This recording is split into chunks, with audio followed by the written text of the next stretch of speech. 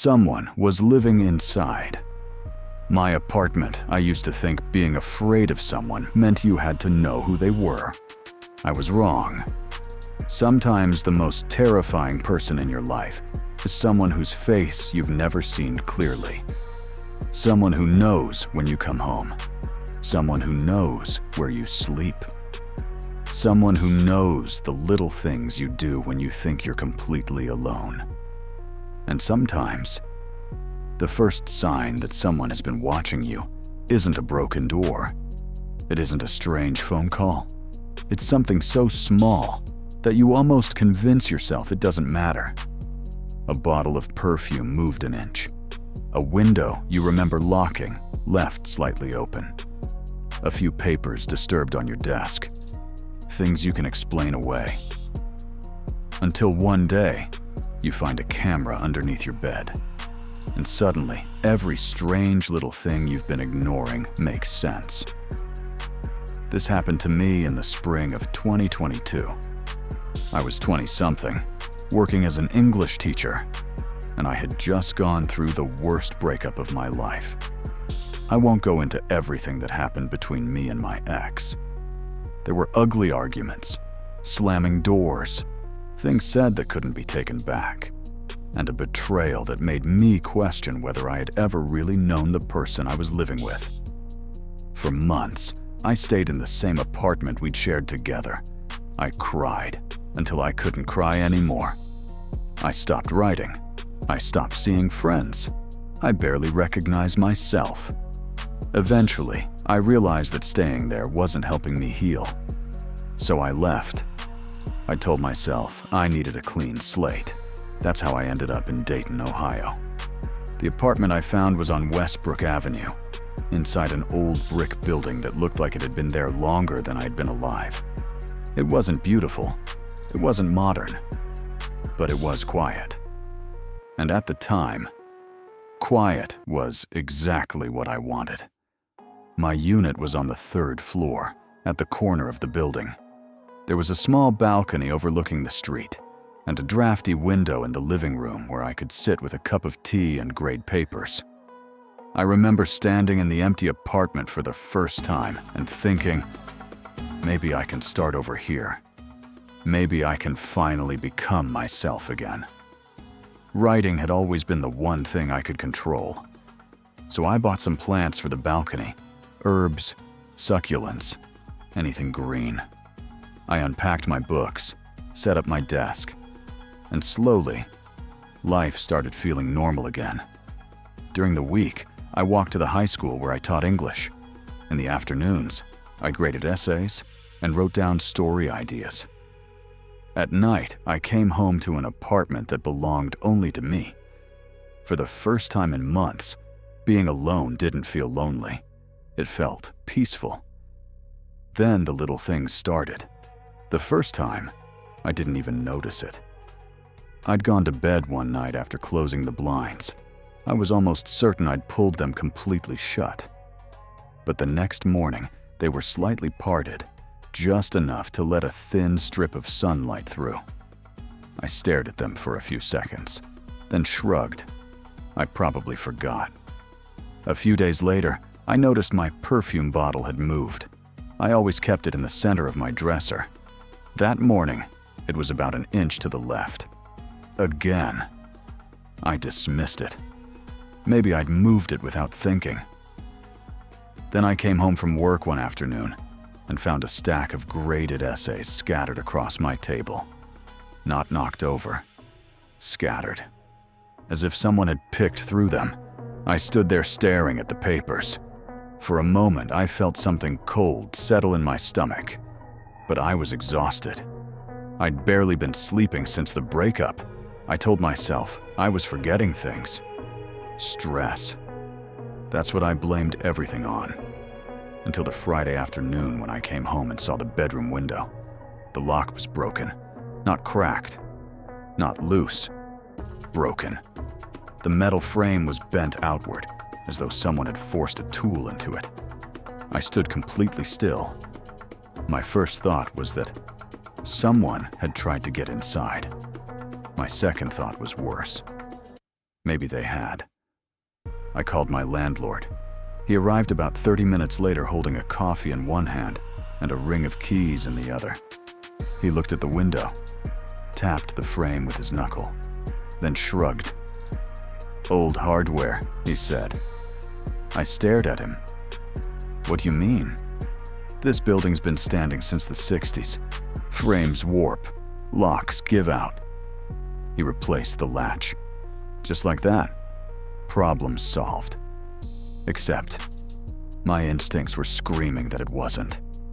That night, I pushed my dresser against the window before getting into bed. I told myself I was being cautious, but the truth was simpler. It was the only way I could fall asleep. And that was the first night I started wondering whether I was actually alone. A few nights later, I was lying in bed scrolling through my phone. The room was dark except for the light from my screen. I wasn't thinking about anything in particular. Then I noticed something in the reflection, something darker than the shadows. A figure. Standing in the corner of my bedroom, I stopped breathing. For a second, I couldn't move. Then I threw myself toward the lamp and switched it on. Nothing. The corner was empty. I sat there staring at it. My heart was pounding so hard it hurt. I told myself I'd been awake too long. My brain had turned a shadow into a person. That's what I wanted to believe. And maybe I could have, if I hadn't seen him 2 days later. I was sitting at my desk, grading essays, when something outside caught my attention. I looked through the window. Across the street was an old building that had been vacant for months. The top floor was supposed to be sealed because of water damage. No one lived there. At least, that's what I'd been told. But there was someone standing in one of the windows. A man. Tall. Motionless. He wasn't looking down at the street. He was looking directly at me. I froze. He didn't move. Neither did I. For several seconds, we just stared at each other through the glass. Then I blinked, and he was still there. My hands started shaking. I immediately called my landlord. "There's someone in the vacant apartment across from me," he sighed. "No one is in there. I can see him. The keys are locked up. The unit's been boarded for weeks." I saw him. There was a pause. Then he said something that made me furious. "Olivia, you've been through a rough patch. You need some rest." I hung up. I was angry. But underneath the anger, I was terrified. That night, every noise in the building sounded different. Pipes knocking, doors closing somewhere down the hallway, footsteps overhead, even though I knew nobody was supposed to live above me. I kept telling myself it was an old building. Old buildings make noise. That's normal. Then, at exactly 2 in the morning, I heard tapping, 3 floors up, right against my bedroom window. Tap, tap, tap. I stopped breathing. I sat upright in bed. The sound came again. Tap, tap. I stared at the blinds. There was no logical way anyone could reach that window from outside. Slowly, I got out of bed. Every step toward the window felt wrong. I reached for the blinds and pulled them back. Nothing. Just the empty street. A faint glow from the streetlights. No person. No movement. No explanation. I barely slept that night. The next morning, sunlight filled the bedroom. I was standing near the window when I noticed something on the glass. At first, I thought it was condensation. Then I saw the letters. Someone had written into the fog with a finger. 4 words. "I like when you smile." I couldn't breathe. I stared at the sentence. Then I looked around the room.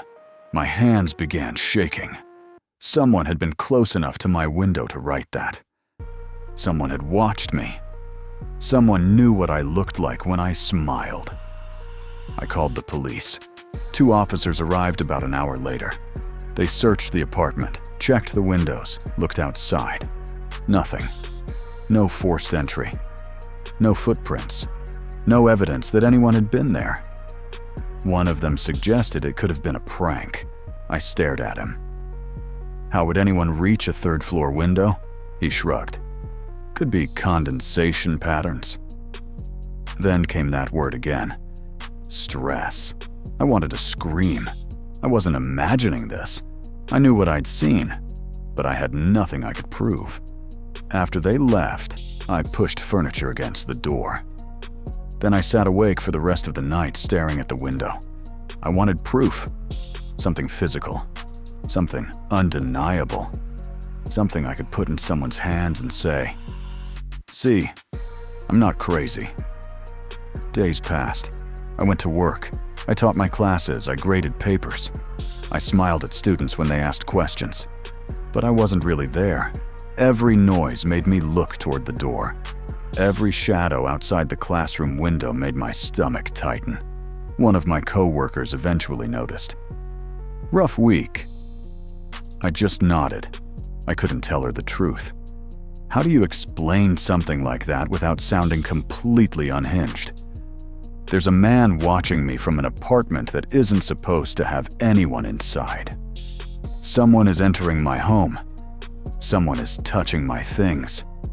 Someone wrote a message on my bedroom window. Even saying it out loud sounded impossible. Then, one Saturday, I decided to clean. Maybe I needed something ordinary, something I could control. So I stripped the bed, vacuumed the floor, dusting everything. I moved furniture around. For the first time in days, my mind wasn't focused on the windows. Then my notebook fell behind the bed.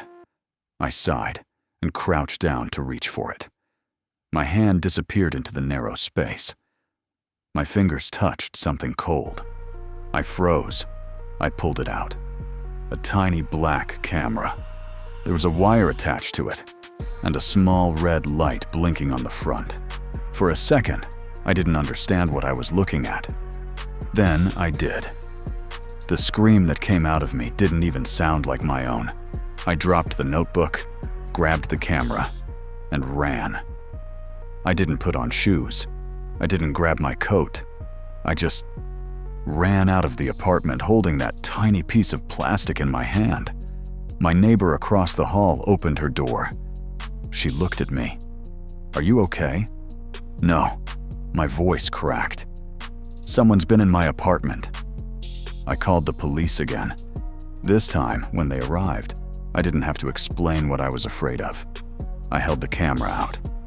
This was under my bed. The younger officer examined it. He turned it over in his hands, then looked at me. "Looks like a nanny cam." I stared at him.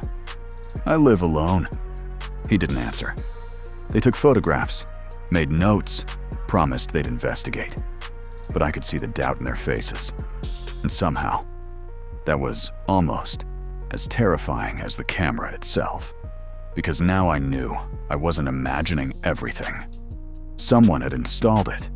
Someone had entered my apartment. Someone had been watching me. And I had no idea how long they'd been doing it. I couldn't stay there. That same day, I packed a suitcase, clothes, my laptop, a few personal things. I left almost everything else behind. I was so terrified that I didn't even lock the apartment door when I left. I drove to a cheap motel off the highway. The room smelled like old carpet and industrial cleaner. The walls were thin. Every time a pipe hissed or a door slammed somewhere in the hallway, my chest tightened. But I didn't care. I was out. That was all that mattered. I called my landlord and told him I was breaking the lease. He argued at first. Then I mentioned the police. After that, he stopped arguing. I eventually found another apartment across town. It was smaller, more expensive than it should have been. The walls were thicker. The locks were new. It wasn't perfect, but it was safe. Or at least, I needed to believe it was. The first night there, I sat on the bed with the lights on. I kept looking toward the windows, waiting for movement, waiting for a shadow. waiting for something to prove that I hadn't escaped anything at all. Nothing happened. But fear doesn't disappear just because you leave the place that caused it. For weeks afterward, I checked my locks twice, sometimes 3 times. If I left a notebook on my desk, I'd come back and check whether it had moved. If I saw movement in a window across the street, my heart would race. Writing had once been the safest place in my life. Now even that felt exposed. I started locking my notebooks inside drawers. I stopped leaving anything personal in plain sight. I never went back to that apartment. And I never found out who the man was. I don't know whether the person I saw standing in that vacant apartment was the same person who entered my home. I don't know how anyone reached my 3rd floor window. I don't know how long the camera had been there. And I don't know how many times someone had stood inside my apartment while I was sleeping. That's the part I still think about. Not the broken lock, not the message on the window, not even the camera. It's the possibility that for weeks, maybe months, someone had been living inside the spaces I believed belonged only to me. Watching, waiting, learning my routines. And the moment I finally left, they disappeared too. I've thought about that a lot since then. We like to believe that locks keep us safe, that walls separate us from strangers, that a 3rd floor apartment is high enough to keep someone outside. But those things only give us the feeling of control. Sometimes your instincts notice something long before your mind is willing to accept it. A strange sound, a moved object, a broken lock, a feeling that someone is watching you. We tell ourselves we're being paranoid, because that's easier than admitting something might actually be wrong. I learned the hard way that sometimes the most dangerous thing you can do is ignore that feeling, because being wrong might make you embarrassed. Questions, but being right that night might keep you alive. Be answered.